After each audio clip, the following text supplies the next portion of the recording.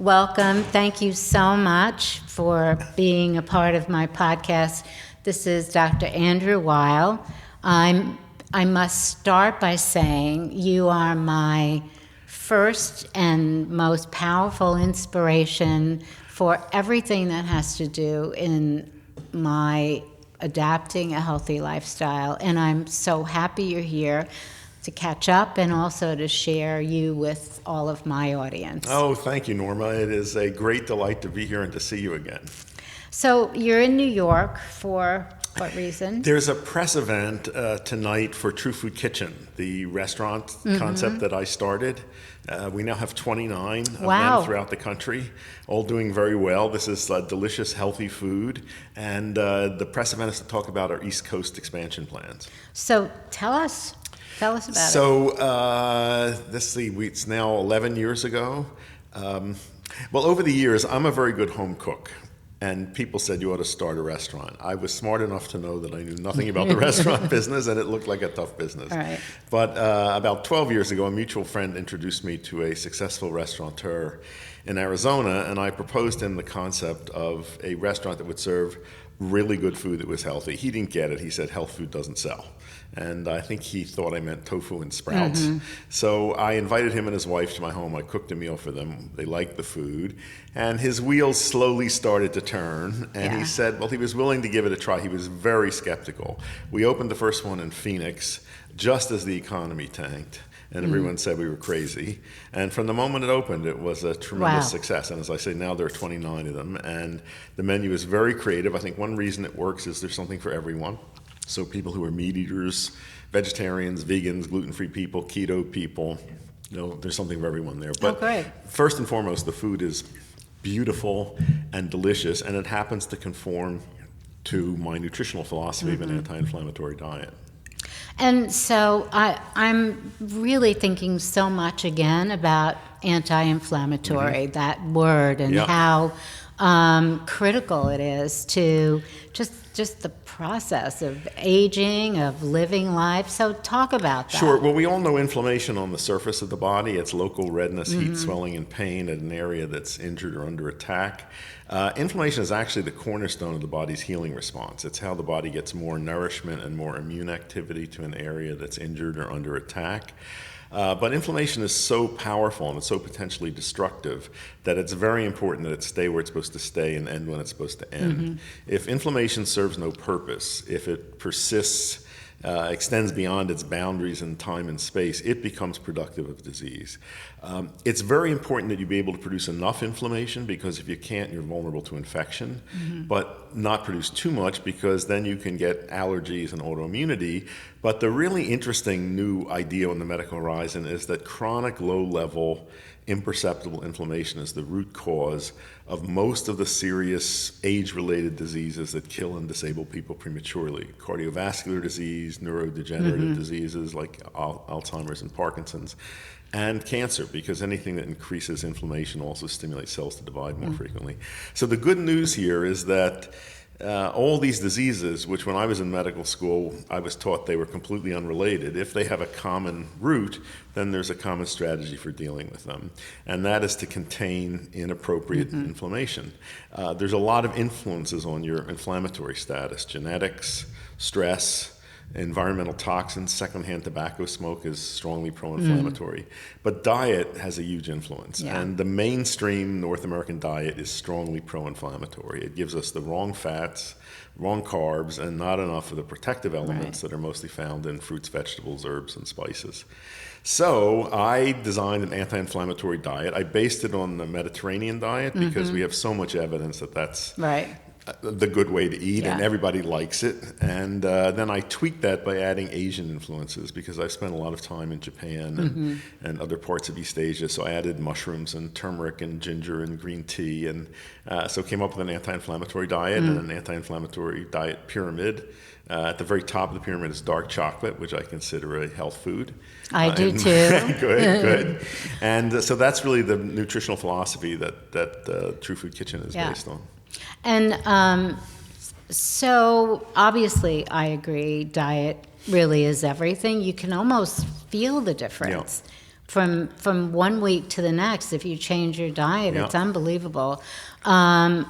Is there anything else for inflammation that you think? I mentioned turmeric. The most powerful natural anti-inflammatory agent is turmeric.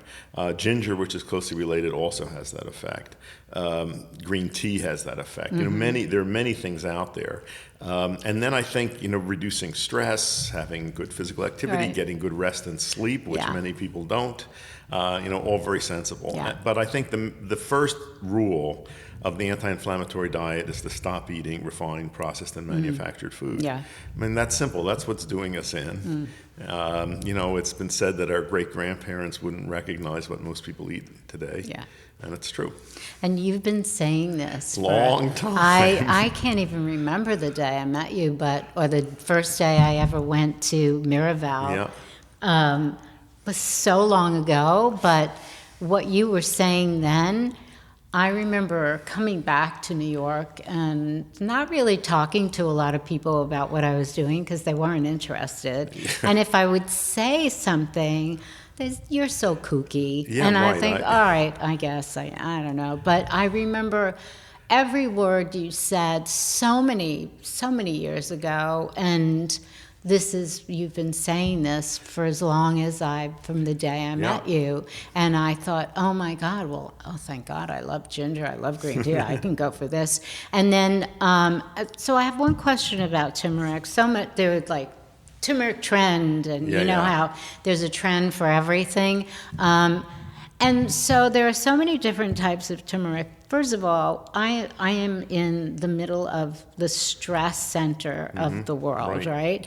And so to avoid stress, this space here, by the way, at 12:30 every day, we close the building for meditation. Great. And this actually was requested by my staff.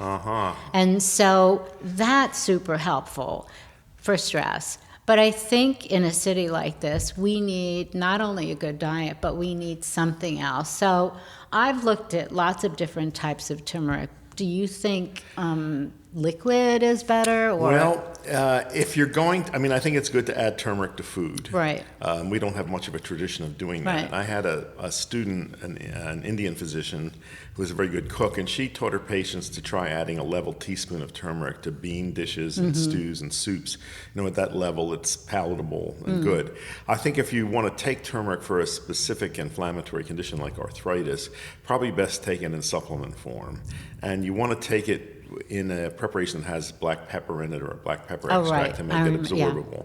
I think there are good preparations out there. I personally prefer whole turmeric to isolated curcumin because I think there's other things in turmeric that work. So there's a number of good supplements out there. Just make sure that I don't think it matters whether it's a liquid or a tablet. I have a delicious dressing with turmeric. I love raw vegetables, and on cauliflower, I do olive oil, lemon, little sea salt, and lots of turmeric. Oh, I'm going to try that. It's so tangy and delicious and crunchy. And then if you let it stay overnight, it sort of marinates the cauliflower. That sounds great. So it is. It's a good munchy kind of... You have to be careful about it staining things, as you know. Yeah, like your teeth. Like your teeth. And by the way, you mentioned the meditation here. The most effective, time-efficient stress reducer I know is a simple breathing exercise. And you probably have heard or seen my 4-7-8 breathing technique. Yes. Anyone can find that if you just put my name. Yeah, it's so great. 4-7-8 It's breath. so simple. It takes 30 seconds and remarkable effects. Well, one of the things, I have a very diverse group here because we have a sample room and the sales and office, and so everybody comes from a different place with a different understanding of what meditation is. Yeah. But everybody wants to try it. And at the beginning, I noticed that nobody felt comfortable sitting in the position. So I got a whole bunch of pillows and mats, and still not so comfortable. And so then I just invited everybody to come lie down, who wanted to lie down, who'd never done meditation, and just breathe. And so we did a series of breathing, but lying down. Great. And then I had somebody come in and do body scan, so now they can sort of do. So we're working. Some people just. Good. But So the essence of meditation is it's nothing other than focused Exactly. attention. And I think the goal, it's fine to do sitting practice, but the real goal is to be able to carry that state throughout the day. Yeah. So whatever you're doing, your attention is focused and not Yeah. wandering off in this and that. For me, cooking is a meditation. Yeah. And I've often said that, chopping vegetables and Yeah. everything else disappears, and I'm totally focused on that. yeah, I have that with sketching, I'm sure, obviously. I'm sure. But the interesting thing is that even when people are snoring, and I think, you know what? That's okay. It's okay. It's okay. Right. It's a break. And one of the inspirations for me is I spend a lot of time in the Middle East, and the call to prayer to me is a very interesting concept because for whatever the religious concept of it is, I think it's also a decision that everybody comes together and steps away from their stalls or for wherever their work is, and they separate for Exactly. 15 minutes. Exactly. And I feel like religion in our society is under question. I mean, some people don't want to believe, some people deeply believe. There's a lot of controversy. But I think we need, as a society, a coming together for wellness at different periods or times. And even if it's one time a day Yeah, that's that we very all wise. stop, Very we wise. need something to join us because we're very sort of broken apart about religion and Yeah, that. I agree. There's a I was grounding. with a meditation teacher. We were participating in a small group meeting that was about changing medical education, and he was facilitating the meeting. And periodically, at random times, he would just ring a bell and just ask us to drop into our breathing for a few seconds, even to remind us of that. And I think to have some sort Yeah. of practice like that is very useful. I'm definitely thinking more and more that as a country, we need unifying things, and this would, well, That's a good one. I would love it. So, besides the anti-inflammatory concept, there are so many things that I remember you talking about first, and I remember the conversation about mushrooms. And I never heard anybody, and I remember the first time you talked about mushrooms, and you said, this is something that this is new, and I want to share it with you. And so tell me about the discovery and where you are today on the subject. So in I would say the late 1970s, early 1980s, I was very interested in traditional Chinese medicine, which not many people knew about. So I began reading up on Chinese medical philosophy. And I was fascinated by how important mushrooms were in their traditional medicine. They're called superior drugs, and they were recommended for all sorts of things. And it seemed especially odd that in the West, nobody had paid attention to mushrooms as potential medicines. And the general belief here was that mushrooms had no nutritional value, which is not true, that they were likely to be harmful, and nobody had explored them for medical uses. So I began reading about medicinal mushrooms. Then on trips to Japan and China, I met scientists who were doing research on them, and I began to awaken interest here in that. So that's been a long interest, and now I'm delighted to say there's a tremendous amount of research, especially on a lot of these Asian mushrooms, some of which are food mushrooms, like shiitake and maitake, and some of which are too bitter or woody to be used as food, but are made into extracts or teas, like reishi, for example. And one common property of a lot of these mushrooms, first of all, they're all non-toxic, and you can use them long term. But many of them affect the immune system in ways that make us more resistant to cancer, to infections by both bacteria and viruses. Some have been used as cancer treatments. Some, like reishi, have powerful anti-inflammatory effects equivalent to ibuprofen. There's one called lion's mane that's a food mushroom, but has a nerve growth factor in it and seems very useful for people with neuropathy. May also help with cognitive function. So there's a whole lot of stuff out there. So the bottom line is it's good to include mushrooms in the diet. And it's also, if you can't do that easily, to take mushroom supplements. And what about the teas? Do they make sense? Or they? Yeah, I mean, as I said, some of them, like reishi, it's a bitter tea, so it's unpalatable. Others of them, like cordyceps, which people use for energy, that has a very pleasant taste. Chinese cook it in soup. But I think for many people, it's easier to take these as either liquid or or solid extracts. What about in smoothies? Would you suggest? Sure, them? if they don't have a bad better, taste, yeah. and some of them like lion's mane and cordyceps are pleasant tasting. Yeah. Yeah, that's fine to do that.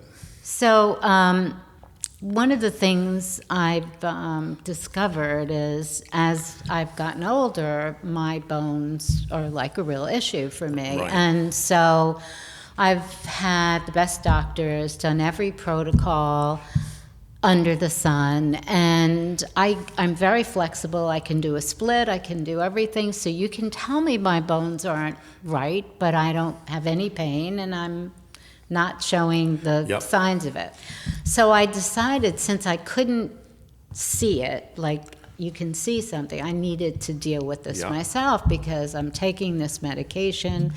So Right. I decided to go back to nutritional powders and start to put combinations together that I thought would be helpful for my bones, because obviously I'm having an absorption issue. And so I started to do this, and I had blood tests not too long ago, and there are 2 tests that I'm taking, and one put me right into normal, and they were shocked. And I actually was shocked too, because I thought, how am I going to make, these are experts, how am I going to make this happen? But it's amazing that that food and nutrition really are the most powerful healers. What in your life experience have you seen either nutritional powders or food or whatever really sort of show the most evidence of change, and what With habit? bone health particularly? Or, yeah. Well, I would say, first of all, there's been, I think, misinformation out there about calcium. I think we've told women to take far too much calcium. And here's an interesting fact that I think people don't know. The countries with the highest calcium intake have the highest rates of hip fractures. And the countries with the highest dairy intake have the highest rates of hip fractures. And the dairy industry has been telling us, that we build strong bones by drinking milk. Right. Not so. No. The key to the body's being able to absorb and use calcium is vitamin D. So it's very important to have your vitamin D in the high optimum range, and you should get your blood level of vitamin D tested to see where you are, because if it's very low, you may have to take some high doses of supplements to get it up. Sun exposure is the best way to get it. You have to be cautious about that, Right, obviously, right. but it is. And I think if you've got enough vitamin D, you should be able to absorb and use calcium from diet without having to take supplements. If you do take supplements, I don't think you should take more than 500 to 700 milligrams of calcium citrate a day. So that's first. Then there's other trace elements like strontium, for example, vitamin K, that are useful for Right. bone health, and you can get the green tea is a good source of some of those things. And then, as you know, weight-bearing exercise is key. Definitely. Yeah. And it's also important, I think this is especially important to get this information to young people. All the bone mass and all the muscle mass that you have for life is built up in early life up till, say, the mid-20s, late 20s. After that, it's all downhill, and all you can do is slow loss. You can't add anything new. Right. So I think it's really important for young people to understand that in that time of life, that's when you really want to eat right, great. exercise right, not engage in habits like smoking or drinking a lot of Right. soda that cause loss of bone mineral. That's such great advice. That's so amazing, actually. Yeah, and many people don't think Yeah. of that, but that's when you can make a difference. So, an observation. Since the last time I saw you, Yeah. I've seen generations come through the company, and I notice more and more that, and I have a lot of women here, girls in their 20s are going gray. Huh. Yeah. That's an interesting observation. Very interesting. And so Dr. Yang, we both know Yeah. well, attributes this to obviously the kidney, where aging, you can see the aging process through the kidney, and he sort of understands aging and hair color loss and everything through, and however he does it through the testing and the organs. But I really think the generations that are the most recent that it's millennials, Gen Z, have such a burden with the environment we have, more than you and I could have ever had in our childhood. And I don't know that they have a choice to live any other lifestyle than what we are talking about. And I literally try to frighten them whenever I speak to young people and say, you don't have a break. You don't have a chance to smoke or to give yourself a break, to have chocolate chip cookies and do all these things and indulge. You need to start changing your taste buds to things that are healthy and looking at that as a treat, and that is what you're giving yourself. What would you tell these generations that they should focus on first and foremost, and to try to avoid? So first of all, well, I think that's very wise advice, but first of all, people should be aware that environmental medicine is a subject that is not really stressed in medical education. So doctors they're just not trained in this area, and they're also not able to stand up and counteract industry pressures on government, which have caused protections to weaken.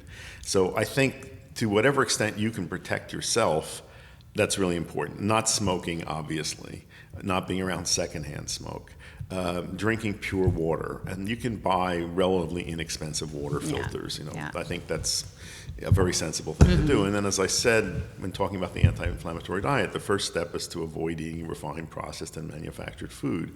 That kind of food has all sorts of additives in it, which aren't listed on the label. We have no idea what the effects of these things are long term or how they interact with each other. So I think that stuff is key. And then, obvious things like not keeping poisons around the home. Not when you smell fumes of volatile solvents, not exposing yourself to that. That's all pretty sensible stuff.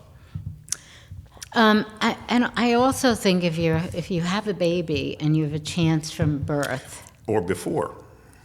Absolutely, yeah. As soon as you know you're pregnant or thinking about becoming pregnant, I think it's really important because it looks more and more as if environmental influences on the mother, affect the baby.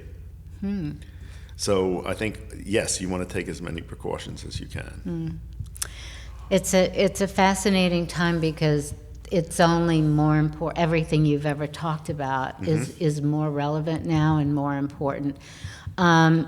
I think the sustainability action, that call to action that we're all faced with in my industry and in many industries and in each of our lives is really important too, because when you start practicing everything in your life about care for the planet and caring for yourself, it sets a mindset on how to behave.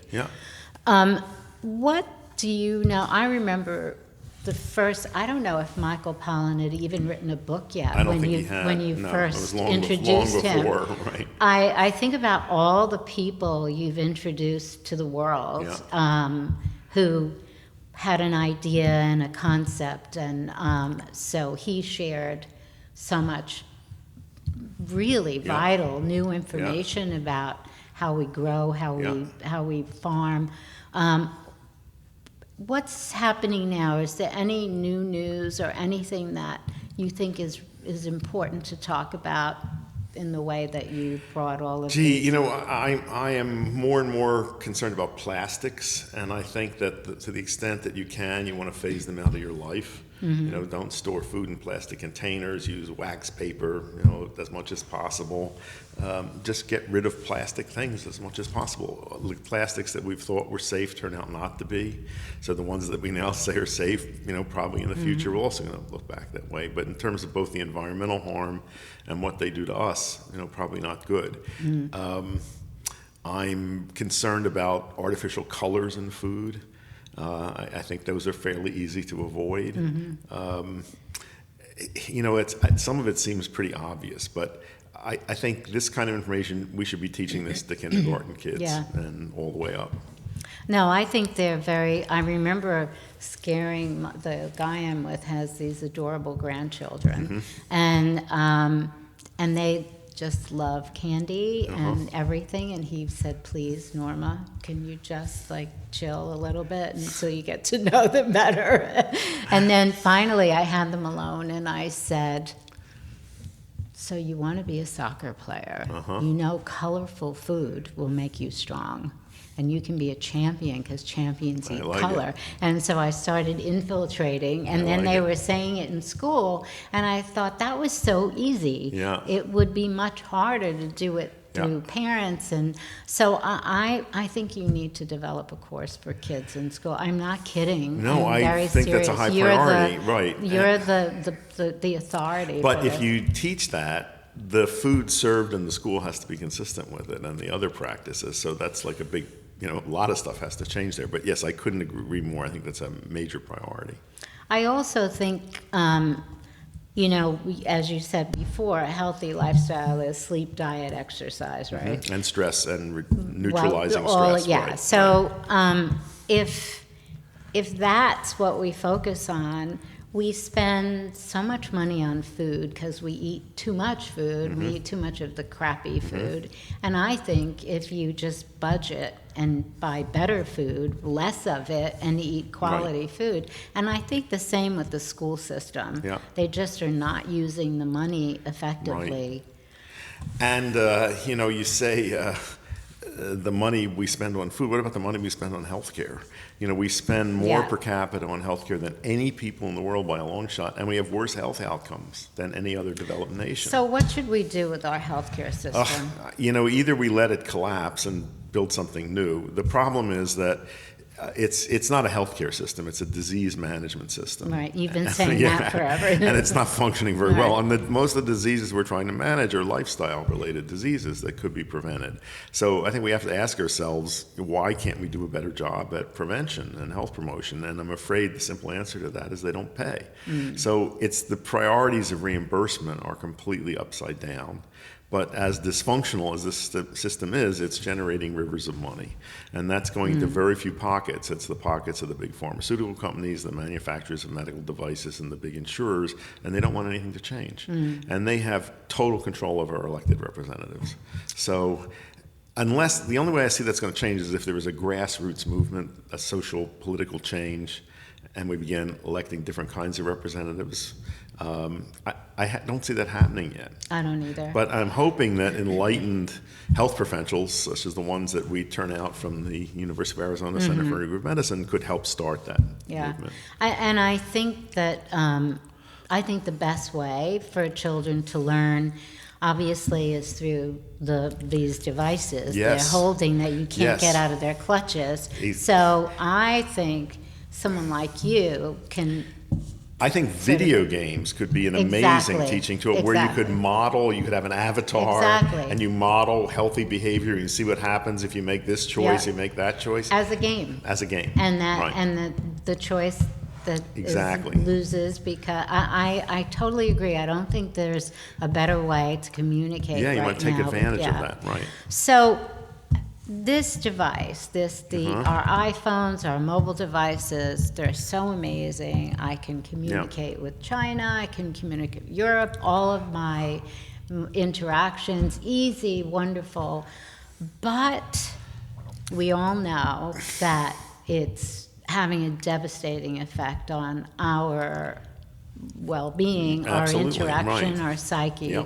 And we don't touch each other anymore. When was the last time somebody just did this, right? It's so uncomfortable because we have this, we have this in our hands all the time. And so I think we need to talk more about it, and this is a big. I hear more talk about it than I used to. Clearly, all this is changing brain function, and I don't think we know exactly how. It's shortening attention span. I think it increases anxiety. I think device addiction is one reason for insomnia and poor sleep. As you say, it's like there's more virtual interaction and less real interaction. So this technology cuts both ways. In my own life, I find that I have to find ways to limit my use. Yeah. So I try somewhere in the early afternoon to detach from a computer and not look at it again until the next day. I don't always succeed, but I try. And I think my cell phone I use relatively minimally compared to a lot of people that I see. But it takes constant work. Yeah.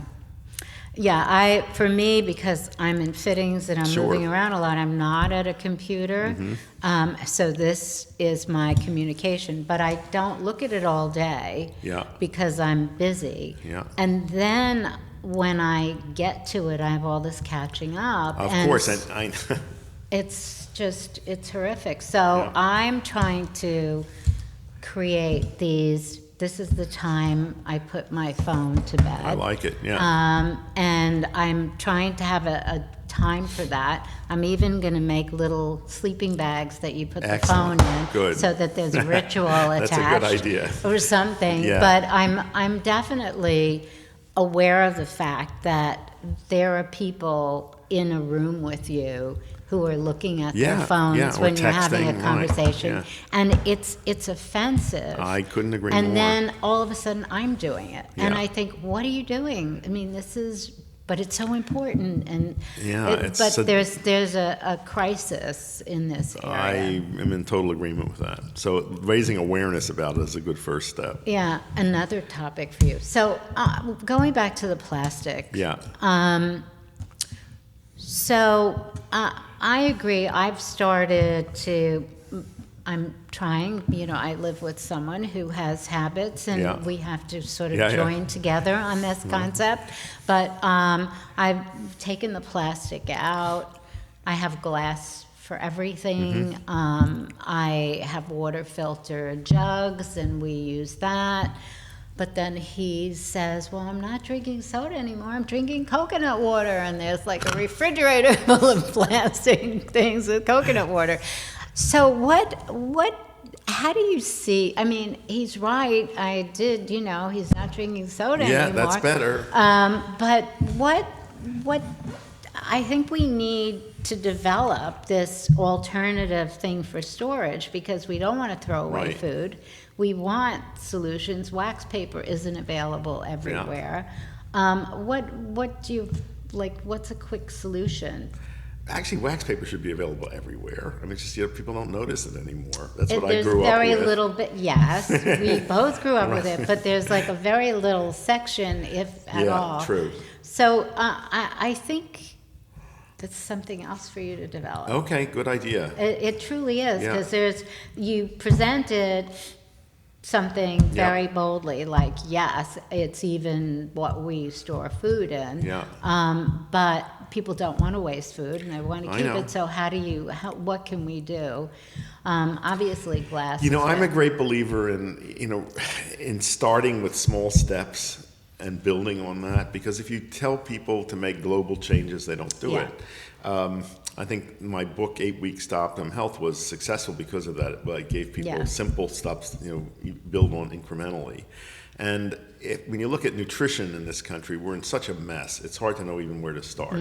Where I would start is if we could get people to stop drinking sweet liquids, that would put us so far ahead of the curve. And it's not just soda. It's fruit juice. It's energy drinks. It's putting sugar in coffee and tea. If we could work on that one, even we'd smoothies. be much better. What smoothies have turned into, like, ice cream sundaes or lattes that people get that have true. So I think that's a good one that I try to focus on getting people to be conscious about.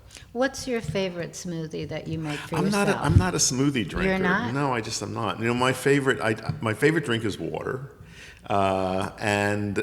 Next is, matcha, which I'm a big fan of. Matcha green tea. Can I say a word about that? Please. I discovered matcha when I was 17. I went to Japan and lived with Japanese families.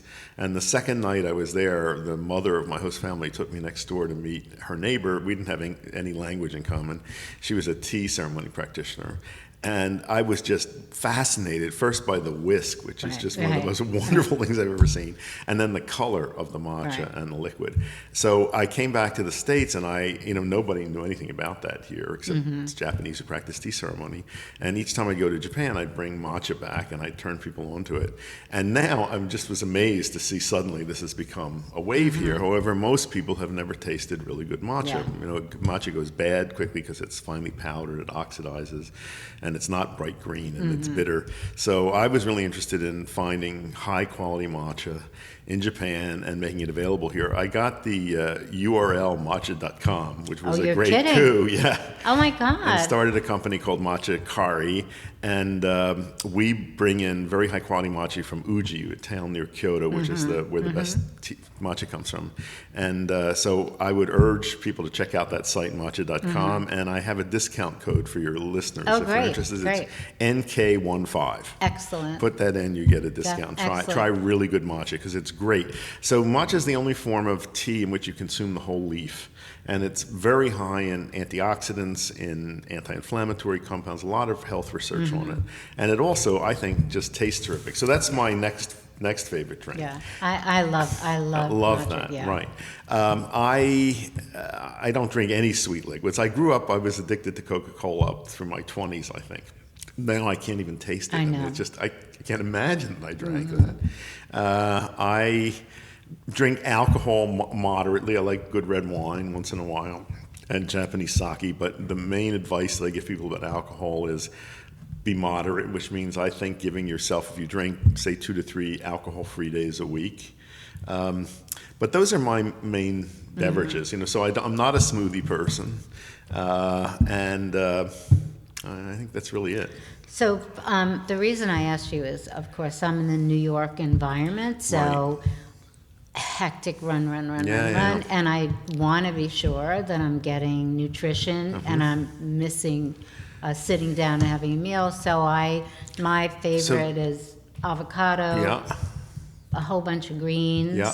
some nutritional powders, a little bit of blueberry That's or fine. raspberry. That's fine. And it's so delicious. No, that's fine. If you make it up, that's great. No, without the many. Now, I meet people that are really into juicing, and they don't understand the difference between vegetable juices and fruit juices. Right. Fruit juices are concentrated sugar sources. Totally. And in fact, there's a researcher at the University of California, San Francisco, who has been the one that's doing the most work on fructose, which is not good for us. And I've heard him state, and this just blows people away, that drinking a glass of orange juice, whether it's fresh, frozen from concentrate, is the same as drinking a glass of Coca-Cola from the point of view of the pancreas. It's like sugar shock completely. And some years ago, a grassroots movements can be very effective, got soda vending machines out of schools in California, and they were replaced with fruit juice vending machines. I know, I saw that. Not or a step sweet up, tea. or sweet tea. In New York, Right. it was sweet tea. Even in New York, I thought it was just in the sweet South. tea.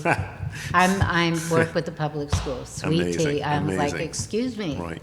What's that? Yeah. So again, I would say, I think smoothies, juice is fine if you're cautious about the fruit content. The sugar amount content. of fruit that they put in. There's a place up the street, and it's like, my assistant said, "Look, I'm finally having a smoothie." I was like, "What is in that?" And she went through every fruit. I said, "Just throw it away. Yeah. I will buy you something in its place." Anyway, so a big question. And I don't know if I've ever even had this conversation with you or heard you specifically talk about this. So, because I'm going to be 74, I've gone through perimenopause, menopause, postmenopause, postmenopause, and all I can say is, everybody says you're so mellow, and it's like, guess why? I'm 74. I am not being roller coastered by my hormones. Yeah. And I think more and more questions are asked of me about what I'm doing. And one thing for women, I know for sure, is alcohol is a real no-no. Like, this period, you just forget it. It is not going to help you. Obviously, no sugar. Obviously, smoking and any of that stuff that we've talked about is absolutely out exercise, and there are many types of exercises at this period that are helpful, and exercise is a big thing for me. But what advice would you give women? And this is obviously a question I'm going to ask all the women doctors for women, but your perspective is so unique in that group. How do you... Well, first of all, let me say something about hormones and hormone replacement. I think we're going to look back on the late 20th century when we pushed hormone replacement on women at menopause as one of the great mistakes in modern medicine. Mm-hmm. You know, we assumed that there were benefits that we didn't have evidence for, and we were very well aware of the risks. And it turns out that the risks greatly exceed the benefits, except in rare cases when women have intractable menopausal symptoms, or if they have premature menopause, surgical menopause, for example. I think one of the ways that women were seduced into taking hormone replacement was the belief that somehow at menopause you lose your attractiveness and vitality, and that hormones are going to make up for that. And that's absolutely not so. Right. I mean, you can see as many women, postmenopausal women, who are never taking hormones, who are, you know, attractive and vital. And so that's the first thing I would say. Right. You know, secondly, you know, bodies change, and in men as well as women as you get older. And I think it's very important to pay attention to changes in your body and modify your lifestyle accordingly. You know, with regard to exercise, I have seen so many people not pay attention to signals they got from the body that the form of exercise they were doing was no longer right for them. Change, yeah. And then they injure themselves in a way that really limit the possibilities for exercise. Yeah. You know, I was a runner in my 20s, and then I got signals from my knees that they didn't like that, and I shifted to cycling. And then more recently I became a swimmer, and that suits me very well. So I swim every day, and I have 2 big dogs that take me for walks in the morning.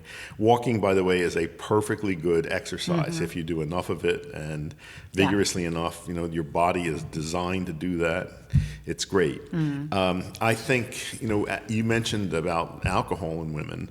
You know, women are more sensitive to certain things than men, and we know that women that have, for other reasons, breast cancer risk, that alcohol is really a dangerous thing to have in your life. And it may be that a lot of these environmental concerns affect women more than they do men. So I think it's very good to be attentive to that. Yeah, I think the safe side for women is just don't. Yeah. I mean, there's sugar. I mean, it's just not, women are so sensitive during this period. Yep. Why even go there? Yeah. I think movement of any very, kind is really important. key, and that Very you have important. to keep moving. Yep. But the ultimate, I think, and I'm curious about your thoughts on this, the ultimate to me is, what is your life purpose? What is your purpose? If you don't have that, you can't get through absolutely. shit. Absolutely, that's it, Norma. right? Yeah, right. Is that not ultimately Absolutely. it? Right. I couldn't agree more. And I think that people that have life purpose are likely to live longer and live better. I think that's absolutely key. Another thing I would add, my mother, who died at 93 and was really good up until her last year, she always said that it's really important to laugh, and you should never stop being able to see the ridiculous side of things. Yes. And I think that's very good advice as well. You know, it's so funny you bring that up, because that's my big thing right now. I spend a lot of time in London for my work and in Manchester. And Manchester is a cloudy, rainy I can imagine, city. right. But the people there are so much fun. They're laughing all the time. Their intention when they meet you is to make you laugh and great. to make you happy. And in London too, it's so ironic and it's so self-deprecating and it's great. And then I come back here, and we've become the most tightly wound country. We're like ready to snap. And women, unfortunately, have become even more intense and tightly wound. And I am desperate for laughter. And I remember in the 70s, we would go to comedy clubs all the time and do that.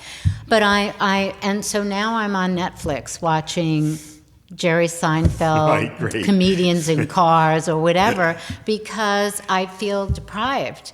And I think that what you said is that having a laugh, your mother's words of wisdom, are so relevant today. You just made me think of a memory I haven't thought of in a long time. This must have been around 1985. I was in China, maybe earlier. It was when everyone was in blue jackets and riding Right. bicycles.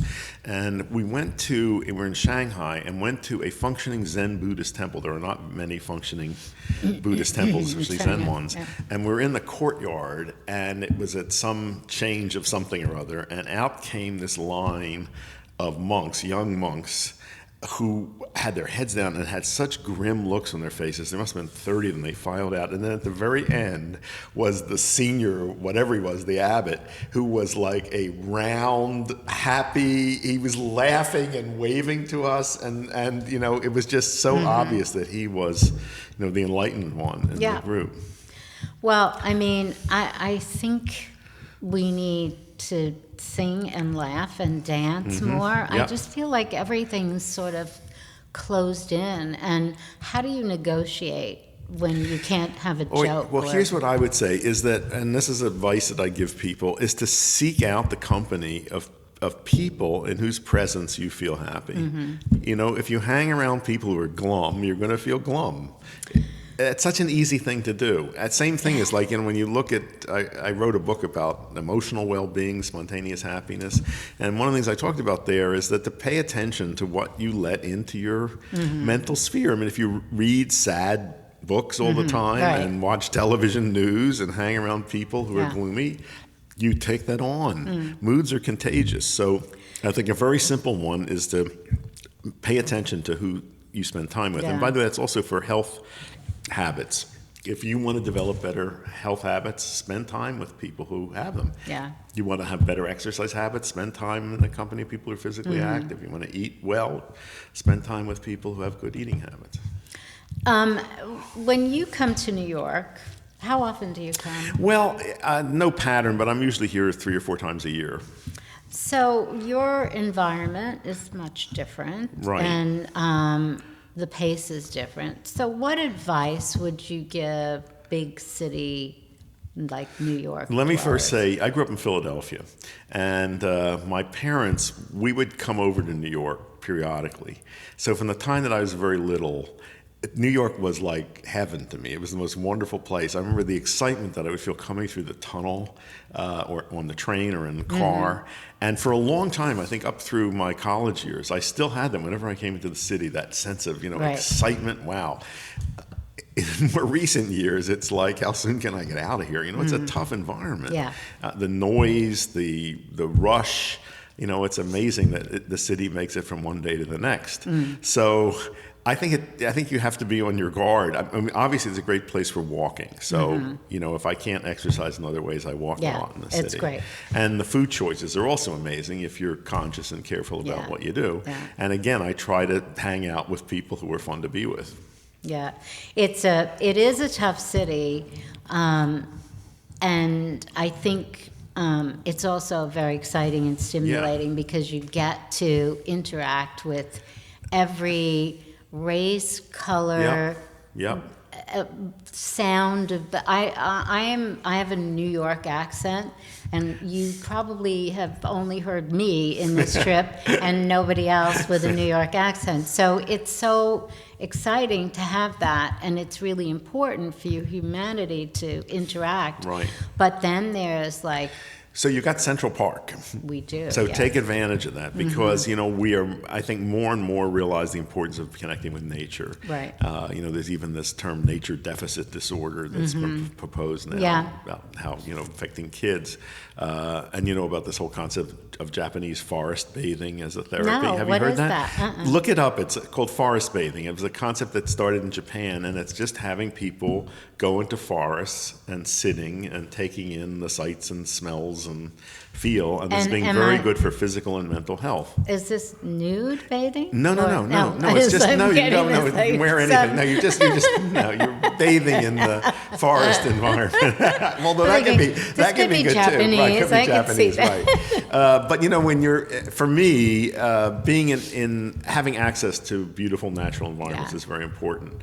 That's one reason that I like where I live in Tucson, and I spend the summers in British Columbia, which is a nice contrast. I'm headed there tomorrow. Yeah. Anyway, but in New York, you've got, Central Park is magnificent. Imagine what the city would be like without that.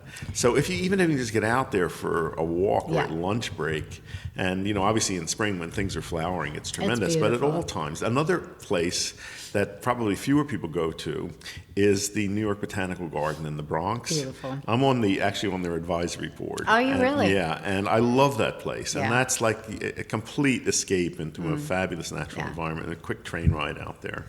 So I think seeking those things out, that's a good suggestion. For me, the most important thing is water, to see water and sunset. So I grew up on one side of Manhattan, and I would sketch by the water, and now I'm the other side, and it's so helpful.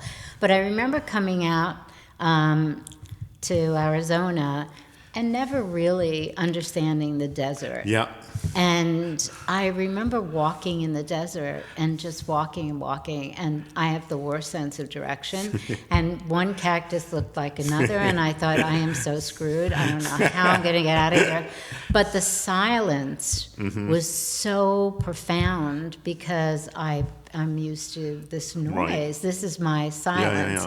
And it was really, really so helpful to just have total silence. I grew up, as I said, in Philadelphia, and I've always had lived near the ocean or on the ocean in Boston and San Francisco. And when I moved to Tucson, that's the first time I lived really far inland. But something about being able to see infinite space satisfied whatever that need was. And that's what I thought too, that when I was seeing that. And then I was just in the desert. I was in the Sahara overnight. And it was as if it were water, but it was sand. And the silence was just the most calming, relaxed. It was just and that's a rare thing good. for many of us, to have to think that that's a luxury, Right. and that's one we can love. So what in your childhood, now that we know you're from Philadelphia, and we know your mother was a wise woman, what in your childhood do you think inspired you to go down this road? I know you medical I school. think I was, I came to the world a curious person, and fortunately my parents encouraged my curiosity and told me to find my own path. And I grew up in a row house in Philadelphia, which was, very different from the places that I live now. It was, however, it was a very tight neighborhood. In the summer nights, people would sit out on the stoops. I grew up in the same So it was thing. like, and that's something I missed, having that community, which I think is as important Right. as, laughter and all the other things we talked about. So I didn't think I wanted to be a doctor. I was interested in scientific things. I wanted to know about human beings. I had a family doctor, general practitioner, who really mentored me and encouraged me in the direction of medicine. So I don't know. I just sort of, I think, really followed my own path and explored. I was always interested in exploring and being curious. And what did your dad do? My parents together ran a millinery supply store, ladies' hats, in downtown Philadelphia. Funny. I couldn't think of anything less interesting. I wanted them to have a delicatessen, and it was ladies' hats. And they and all I heard growing up was that women aren't wearing hats anymore. So they were in a business that was really tough, and they worked hard, but did okay. And there was a period when I was writing books, and I had a really hard time getting a wide readership, and I knew that what I was writing was important and ought to be. And I had an agent in New York, a very top agent, who I don't think was that interested in what I did. And I was moaning to her, and she said, "Well, people aren't reading books anymore." And it had a horribly familiar sound. If you think about when you started writing and talking about this, the audience was just minuscule. And you were just, your voice was so loud and so strong that and powerful that you really drew people to you. But interesting, no medical colleagues. There was a long period when I got a larger and larger following in the general public, but none of my medical colleagues paid any attention to what I was saying. I found, I was moving, and I found a case of all these little notebooks where I took notes in all of your... Oh, I love it. I did. I took copious notes. Great. I was like, oh, my God, I've never heard anything like this. This is unbelievable. And I think about that, the will to persevere. Well, I knew I was right, and How this did is what I you had. know? It's my inner guidance. I mean, I've really never had a guru or master. It's always been my inner voice that I've paid attention to. And who else? I mean, you were very early, but there was Bernie Siegel wrote a book. I remember. That was one of the early ones. There was Norman Cousins of the Saturday Review who wrote that book, which was really about laughing himself, to health from an autoimmune condition. So there were a few of these things, but none of them ever got traction within medicine. No. And I just persevered until healthcare began to get so desperate that people began to pay attention to what I was saying. And I think that there's a lot to say for people. This is sort of aside from what you do, but that the person is so key. The person that can persevere, can set a path that has never been walked before, can have the determination and the conviction. It's very unique and rare, and I guess why I was so attracted to what you were doing, because I thought, this man is really a pioneer to just keep going, and no matter what anybody was saying, you almost laughed and said, well, how about this? and more people kept coming and coming. And so now that the world believes wellness is a good thing, my observation, and I want to know what you think, my observation is there's so much that seems a little less authentic than you would like it to be. Yeah. There's maybe too much, and sometimes simpler is better. And so what's your observation now? I think, first of all, there is too much information. There's too much misinformation and disinformation, and I think people are confused. If you just look at diet and nutrition, I see so many people throw up their hands and say, well, it doesn't matter. They told us, butter was bad, and now it's good, and now low-fat diets don't work, so doesn't matter. You may as well eat everything. And that's not true. We have very good information. We know, what good fats and bad fats are, what good carbs and bad carbs are. So I think you need to seek out reliable sources of information. I've always tried to provide that in my books or on my website, drweil.com, in a newsletter. And I've trained at our center at the University of Arizona. We've now graduated 1,800 physicians from very intensive 2-year training in integrative medicine. They're in practice all over and in other countries, and we've got our curriculum now in 80 residencies around the country and in Canada and Taiwan and Germany. So, it's growing. So there are going to be more and more health professionals out there who can be good guides. How can people find them? If you go to the center's website, which is integrativemedicine.arizona.edu, you can read about all the courses we offer, including some for the public online. But there's a link to find a practitioner. Great. And you can put in your state or city and find a graduate. Any New York? Yes, there are in New York, although I must say New York is less well served than a lot of other areas of the country, which is too bad. We need it. You need it. We need it. You have to tell me who. And we'll do. We need a really stoic, strong. I know, you need it. Your need is greater. So needful. Your need is greater, and there's so many people here. So it'll happen. So with all of this information, I think it's a typical example is CBD.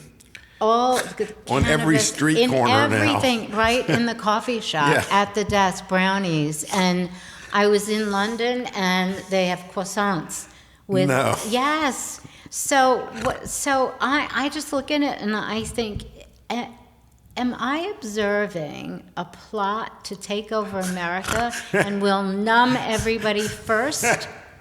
Doesn't that look, I mean, it's so obvious to me. Is this like, am I the only one that's saying, wait a minute? I mean, do we need to be definitely numb? wait a minute. First of all, the only proved effectiveness for CBD is for the treatment of seizures in kids that don't respond to conventional medicines. And all the other claimed uses, we don't really have evidence for it. It's probably safe, but I don't know how to advise people about it. I don't know what these products are, what they have in them. It's just a free-for-all out there. And you don't know if it's hemp or marijuana. Exactly. You don't, in food, there's no label. Right. There's nothing. And I just think if it's accessible and kids can get it, then we start this belief that having the numbing, I just see it as the numbing. Well, there's another form of numbing that's even more prevalent out there, and that is antidepressant drugs. Oh my God! First of all, they don't work that well. So why don't they work? Well, it's become harder. First, I think the theory on which they're based is probably not right, that it's not a matter of serotonin deficiency. But there has been more and more research showing that you really can't distinguish their effects from placebos. And maybe only in very, very severe depression are they useful. And also, if you give them long term, they actually intensify or prolong depression. And now, as this information has gotten out that these antidepressants don't work so well, what do? You add another drug, an antipsychotic drug.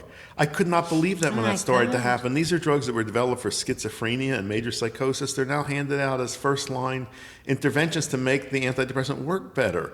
And, I have a number of people, especially here in New York, who tell me they notice at dinner parties that the few people who really are upset about the environment and things like that are the ones who are not medicated. And the ones that are medicated, it's, they're complacent. Yeah.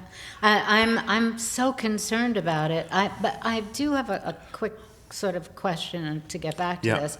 So serotonin depletion. So in menopause, there's serotonin depletion. So what would you recommend? Well, I think exercise raises that, and nutrition and all sorts of things. I think that the problem when you give, and this is a problem with many of the medications we use, if you give a drug for any length of time, the body is going to react against it. So if you give a drug that boosts serotonin in the brain, the body's going to respond by making less serotonin and dropping serotonin receptors. So over time, you get yourself into a worse position than you had to begin with. So maybe for a very short-term management, a very severe depression, okay, but longer term, that's not the way to do it. So then just... And by the way, also, the other great concern is about the use of these psychiatric drugs in kids. There's pictures of kids lining up in class to get their medication, like patients in a psych ward. And we have no idea what these do to the developing brain. Yeah. My theory is so many people complain about millennials. They're different, they don't work as hard, they're lazy. My theory is that they have been literally taking too much medication to soften some of the harshness of the world. And I think it's more the medication. That's I'm convinced of it. I'm convinced of it. I hear you. Because people don't change that much. Right. But there's a behavioral pattern that I've noticed. It's not every millennial, but there's a pattern That's very interesting. that is almost chemical, and it's just so predictable. It's the same kind of thing happening, and I'm so concerned about the numbing of America, the drugs, and the impact on human behavior. That if a country or some enemy from wherever wants to take us down, just do it. I hear you. I mean, and everywhere I turn, I think, am I sort of very paranoid, thinking? No, but there's something happening. Yeah, and given the state of the world and the state of the environment, we don't want numb people. We want people who are concerned and get it and motivated to action.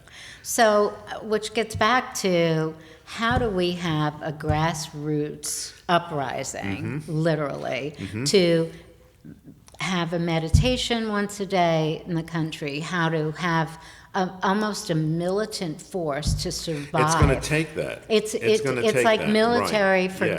good, Right. but using well-being and a healthy lifestyle to change what we have created, which is not good right now. Right. Well, I think it has to be catalyzed by a group of people who get it and are able to speak, articulately to others.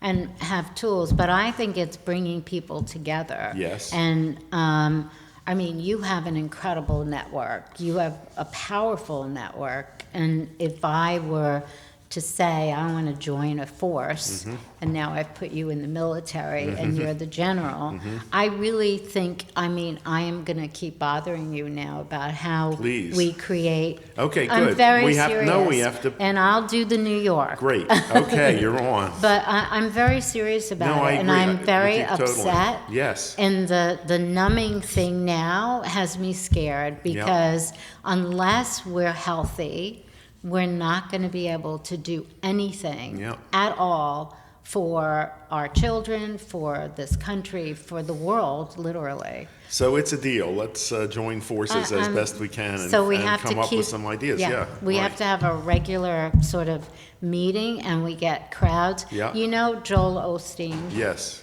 I find him to be one of the most fascinating human beings I've ever seen. huh. I by accident have seen him on television, and I think this is interesting. This is very interesting. His power is quite effective. He has a huge following, and everything he's saying makes sense. It's good stuff.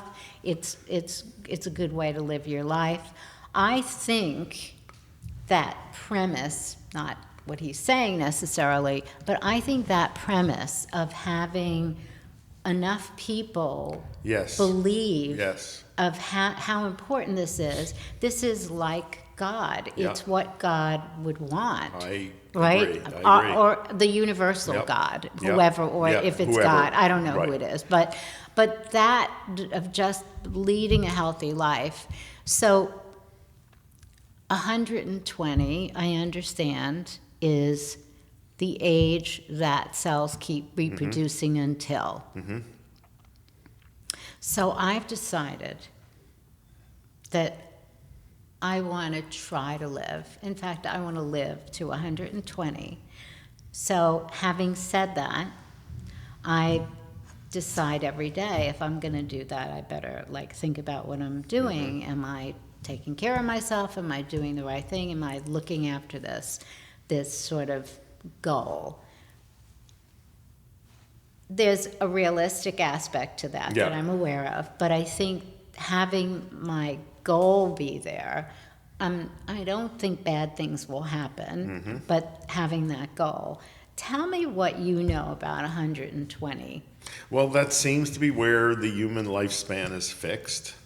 By the way, as an aside, when I was writing my book on healthy aging, I came across a survey that was done by an aging researcher who sent a survey to his colleagues who were in aging research around the country. And one of the questions was, if you could live as long as you wanted and be healthy, how long would you want to live?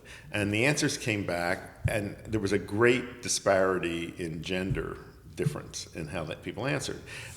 Men on average said they'd like to live 1,000 years. Oh, really? Women on average said they'd like to live 120 years. And the person who conducted the survey said he couldn't figure out a reason for the difference. Well, I thought about it. I think it's not that hard. In our society, women are the caregivers. So if you're being taken care of, why not live to 1,000 years? Right. On the other hand, women seem to want to live only to know that their grandchildren were going to be okay, and then they want it out of here. Very interesting. Wow. Now, personally, I don't think it's longevity. I think it's how long you can live well and fulfill your purpose, Right. as we talked about. Right.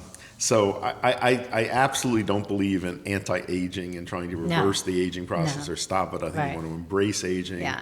look at what gets better with age, Yeah. and all that. I agree. I totally am for that. And of course, my 120 vision is that I'm healthy. Of course. And I'm so excited about the future Yeah. that I'm Yes. so curious. I wanna be a part of it. Yeah. So I think that's what excites me about it. But it's very interesting that when you ask men what their dreams are, they have big dreams, and women are very cautious about their And dreams. much more realistic. Yeah, but I think it's important, just like wanting to live to 120, to have that big dream, because getting there gets you further than the realistic dream. So thank you so much. Well, I look forward to making that journey with you and to doing stuff together. We have to definitely enlist a group and have a big following of people who want to make sure that. Well, this is a start. It is. Thank you so much. Glad you asked me to come on. Thank you. Okay.